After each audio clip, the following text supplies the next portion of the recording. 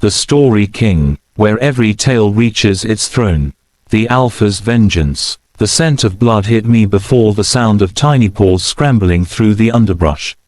I was in the middle of a territory negotiation with the Ridge Valley Pack when Maya, barely 8 weeks old, her silver fur matted with mud and tears, burst through the council chamber doors. The ancient oak doors splintered on their hinges. Every wolf in the room went silent, their hackles rising at the intrusion. Maya's mother, Alara, was one of our Omega healers, a gentle soul who'd been widowed during last winter's rogue attack. The pup's enormous grey eyes found mine across the room, and what I saw in 'em made my blood run cold. "Alpha Cade," she wailed, her voice breaking. "They're hurting my mom. Please, they're hurting her." The words were barely coherent through her sobs, but I was already moving. My wolf surged forward, a primal rage igniting in my chest that I hadn't felt in years. The Ridge Valley delegates shouted protests behind me, but I didn't care. Treaty negotiations could wait. Little Maya crashed into my legs, her small body trembling so violently I thought she might shake apart. I scooped her up in one swift motion, feeling how light she was, how fragile. Her tiny claws dug into my shirt as she buried her face against my chest.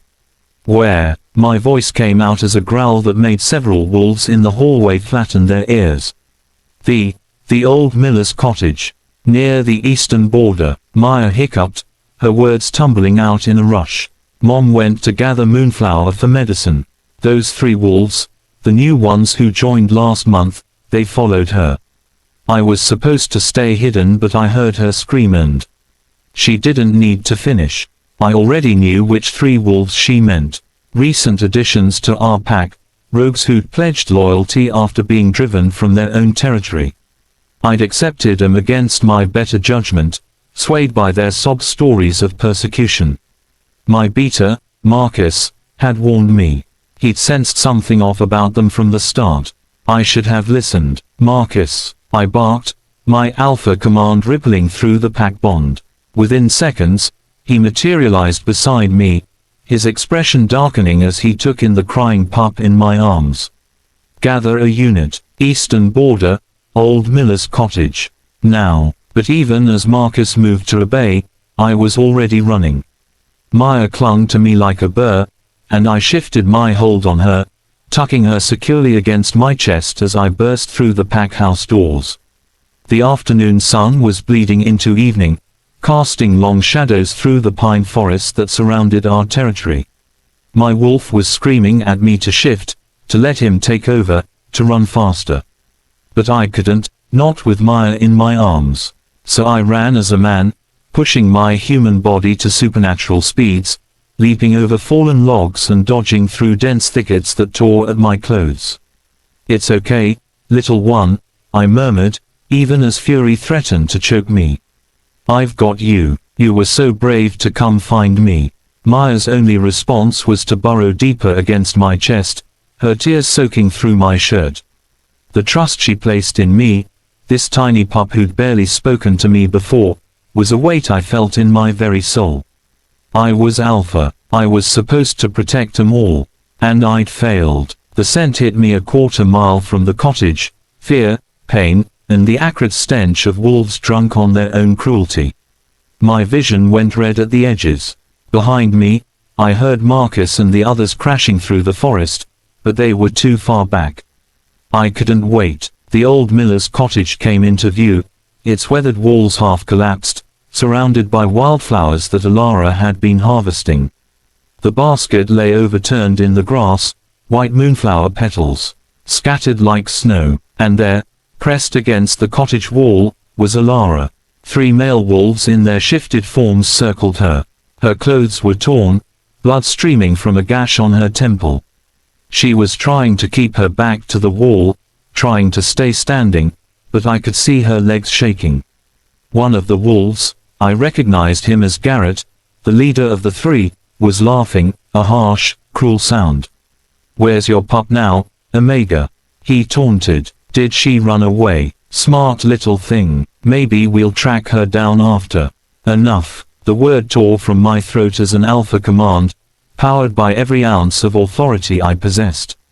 All three wolves froze mid-step, their bodies locked in place by the weight of my dominance. Their eyes went wide with sudden terror as they finally scented my approach. Good, they should be terrified. I set Maya down gently behind a thick oak tree. Stay here, sweetheart, don't look, cover your ears. Her eyes were huge, but she nodded, pressing her small hands over her ears and squeezing her eyes shut. Smart pup. I turned back to the three wolves, and let my true alpha nature show. The air around me shimmered with power as I shifted partially, allowing my wolf to surface. My eyes bled to gold, claws extending, canines lengthening. The three rogues whimpered, finally understanding the magnitude of their mistake. Alara's legs gave out, and she slid down the wall, but her eyes found mine, and there was such relief in them, such trust, that something in my chest cracked open. Alara, I said softly, keeping my voice gentle for her even as murder sang in my veins. Are you badly hurt? I'll heal, Alpha.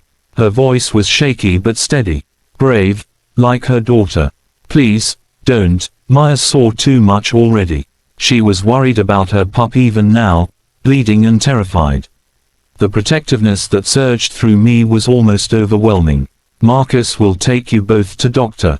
Winters, I said. This won't take long. Right on cue, Marcus burst into the clearing with 5 other enforcers.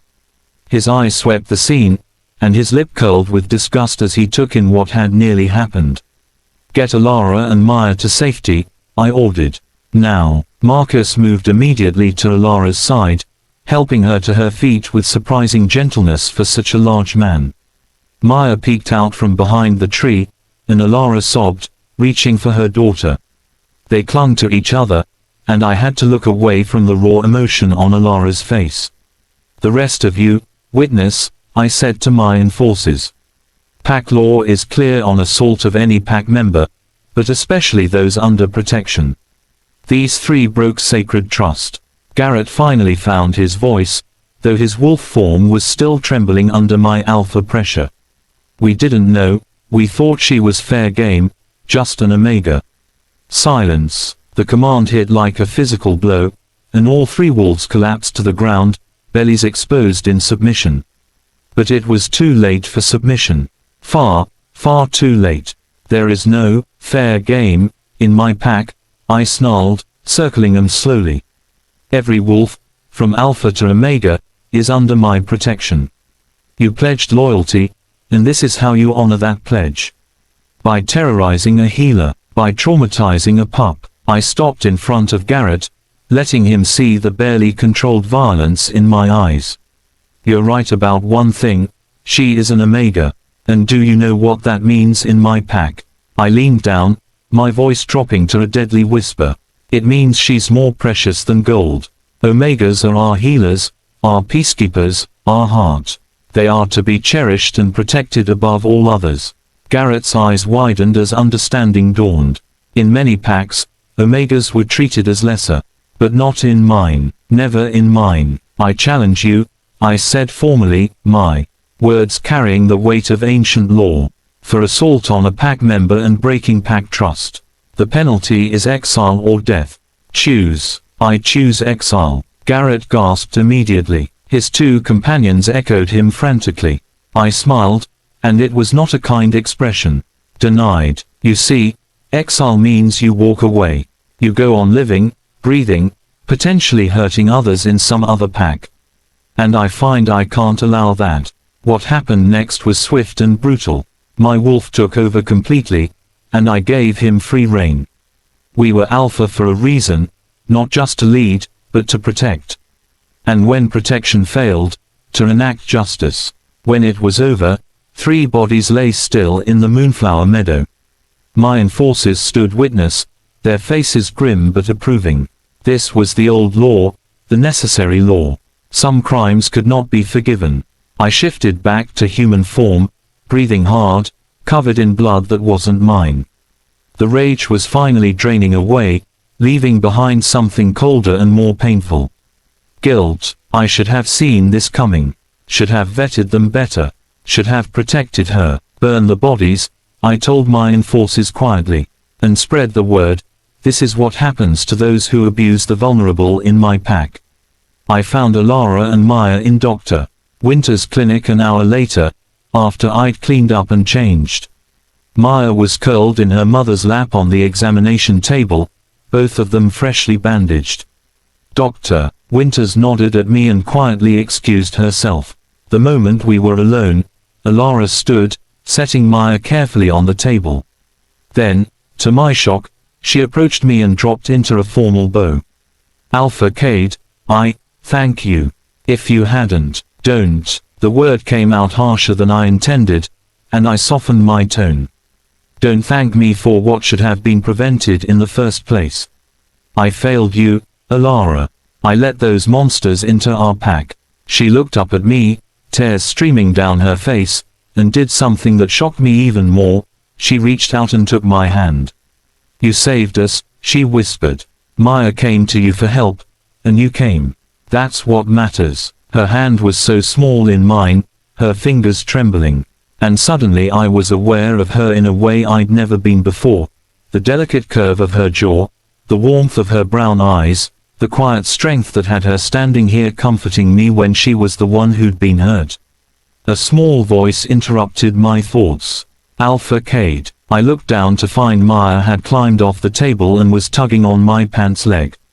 When I crouched down to her level, she threw her tiny arms around my neck.